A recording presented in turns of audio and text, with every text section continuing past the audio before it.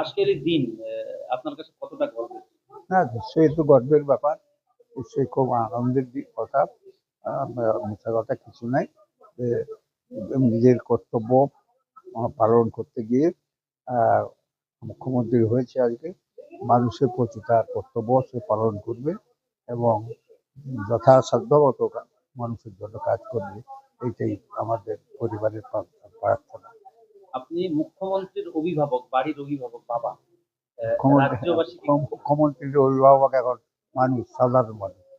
হ্যাঁ, আর বাড়ি বাড়ি বলতে বাড়ি, হ্যাঁ, নিশ্চয়ই অভিভাবক ঘটনা। কিন্তু আজকে আমি মনে করি অভিভাবক হচ্ছেন মানুষ। তারা ভোট দিয়েছেন প্রাণ খুলে। হ্যাঁ, এবং দীর্ঘদিনের চিন্তা আকাঙ্ক্ষা আজকে পরিপূর্ণ হয়েছে। সমস্ত মানুষকে প্রণাম, ধন্যবাদ আর কৃতজ্ঞতা জানাই আমাদের পরিবারের পক্ষ থেকে। রাজনৈতিক চলার পথে, রাজনৈতিক জীবনে চলার পথে শুভেন্দুবাবু কতটা গাইড করতেন আপনি? ওর অনেক ভালো কাজ করতে পারবে এবং এটা অনেক আগে হলে আরো পশ্চিমবাংলার অনেক ভালো হবে। 2021 সাল, 2026 কত পরিবর্তন। হ্যাঁ, তা তো বটে।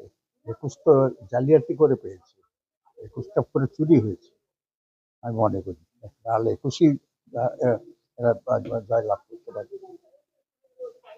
পড়াশোনা করতো আর সবসময় একটু জিদি ছিল এবং আমাদের পরিবারে কেউ কেউ সন্ন্যাসী হয়ে যেত আমার ধারণা ছিল।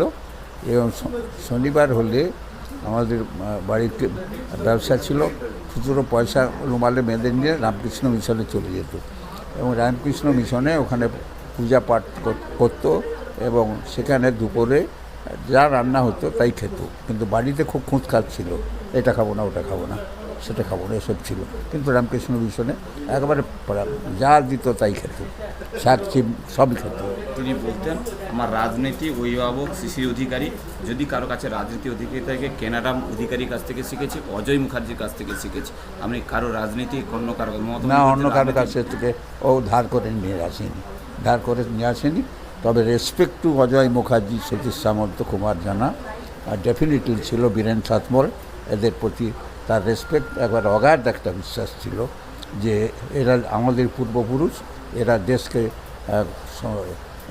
স্বাধীনের জন্য সব কিছু করেছেন, এটা ছিল তার। চার্টার ফ্লাইটে করে নামিয়ে নিয়ে এসে মুখ্যমন্ত্রীর আশা ছিল। হ্যাঁ, সেটা কি কার্যত জল ঢেলে দিনের জল তো সেই জল ঢাললো কিনা বাংলার মানুষ আজকে পরিষ্কার বুঝিয়ে দিয়েছে, ওটা চলবে না, ওটা কখনো চলতে পারে। বাংলায় দুর্নীতির কোন স্থান না, তার 35 বছর বাম সরকারকে তিনি হচ্ছে মধ্যভবনে যখন সিপিএম তাকে তিনি তার আগে 32 বছর কংগ্রেস গেছে, তারপরে 35 বছর আপনার বামফ্রন্ট গেল, আর ইনি 15 বছরের মাথায় বিদায় নিলেন। কি আর কখনো ফিরবেন না, এই পার্টি আর থাকবে না, ধূলিসাৎ হয়ে যাবে। শুভেন্দু অধিকারী এলে খাওয়া দাওয়া কী হবে বলে মনে হয়? না, সে তো ওর মাসি ভালো বুঝে যা যা খায় ওর মাসি তৈরি করে ওসব জিনিস। ওকে তো বড়ো করেছে ওর মাসি, ওই সব জানে কখন কী খেতে ভালোবাসে। লড়াইটা আরও জোরদার শুরু হলো বলে। হ্যাঁ, তা তো হবেই। এখন তো মুখ্যমন্ত্রী, আপনাকে তো সজাগ থাকতে হবে। আমি তো চিরকাল সজাগ আছি, একবার লাঠিয়াল কারণ চৌকিদারের মতো আছি।